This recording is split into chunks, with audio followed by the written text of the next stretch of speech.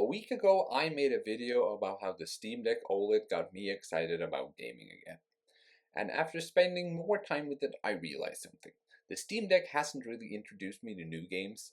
Instead, it's made me go back to the games I already own. Games I loved, games I enjoyed, and games that have been sitting untouched in my library for far too long. So today I want to talk about the 5 games that the Steam Deck got me playing again, and maybe you'll find something worth checking out yourself. So number 5 is Subnautica. If you never played Subnautica, it's a survival game set on an alien ocean planet. Now, after crash landing on a mysterious world covered with entirely by water, you have to gather resources, craft equipment, build underwater bases, and uncover the secrets of the planets while looking at all the pretty fish. Now, on paper, it sounds pretty relaxing, but in reality, it's probably one of the more terrifying games I've ever played. There's something just deeply unsettling about exploring deeper and deeper into the ocean that just never stops. And I played at Subnautica before, but I always ended up taking long breaks from it. But with the Steam Deck, it's become incredibly easy just to jump in for 20 minutes or 30 minutes, gather some resources, build a new module for my base, explore a cave, and before you know it, I've committed to building 5 new bases in every biome. So it's become one of those games that's perfect for short sessions, even if it does occasionally give me a heart attack. Now, number 4 is No Man's Sky. And honestly, this game has come such a long way since launch. It was a mess. But if you've never played it, No Man's Sky is a space exploration game where you travel between planets, discover new worlds, gather resources, build bases, upgrade ships, and create your own adventure. And the entire universe and planet is procedurally generated, but there's billions of planets. And it's one of those games where you tell where there's always something to do, and you tell yourself you're just gonna play for 20 minutes, and then suddenly it's 5 a.m. So the Steam Deck feels like a perfect home for a game like this, because being able to explore planets, manage my fleet, and work on bases from the couch or my bed just feels natural. And the OLED screen really shines with this game just because of all the colorful alien worlds. And it's one of my favorite games to relax with. Now, number 3 is Mad Max, and this one probably is the one that surprised me the most. Mad Max is an open world action game based on the Mad Max universe, and you play as Max, driving across a brutal post-apocalyptic wasteland, fighting raiders, upgrading vehicles, and just trying to survive. Now, I bought it and played it years ago in 2016. I enjoyed it, but then I just completely forgot about it, which is honestly kind of criminal because it's a really good game, and the combat feels very similar to the Batman Arkham games, and the vehicle battles are just fantastic. And it has a progression system that just constantly gives you something to work towards. So installing it on the Steam Deck really reminded me how much fun it is, and it's also a great example of a game that would have stayed buried in my backlog if I didn't own a Steam Deck. So, now it's one of the games I've spent the most time playing.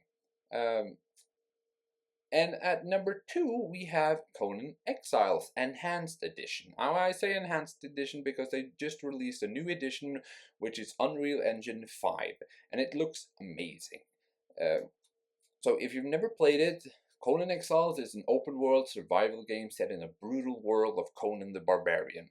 You start with almost nothing, you gather resources, you craft weapons and armor, you can build a home, and you can also enslave other NPC characters to work for you in your base at crafting stations, or join you out in the world to fight monsters and bosses. And so you slowly work your way from barely surviving to becoming incredibly powerful. Now, I've played Conan Exiles on and off for years. It's one of those games I always seem to come back to. What surprised me the most is just how much I enjoy playing it on the Steam Deck. Now, normally survival games can feel like they require a huge time commitment, but with the Steam Deck, I can just jump in, gather resources, improve my base, tame some thralls, and go out and level a few of them without it feeling like such a chore. So, Conan Exiles isn't necessarily the newest game I'm playing, but it's definitely one of the games I've spent the most time with since getting my Steam Deck. Now, and finally, at number one, we have The Elder Scrolls Online. If you've never played it, The Elder Scrolls Online is an MMORPG set in the world of Tamriel, and that is the same universe as Skyrim, Oblivion, and Morrowind. In-game, you create your own character, you explore a massive world with completely voiced quests.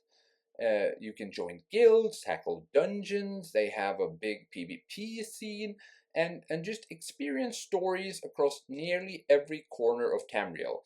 Now, uh, I've been playing ESO since it was released, but I always seem to just fall off it, and but it is one of the games that I probably return to more than any other. And there's just something comforting about logging in, finding a new quest, a new area, or just some interesting character or a new goal to work towards. And it really works well on the Steam Deck. The controls feel natural, like it was crafted for a handheld or console experience. It's also on Xbox and PC and PlayStation.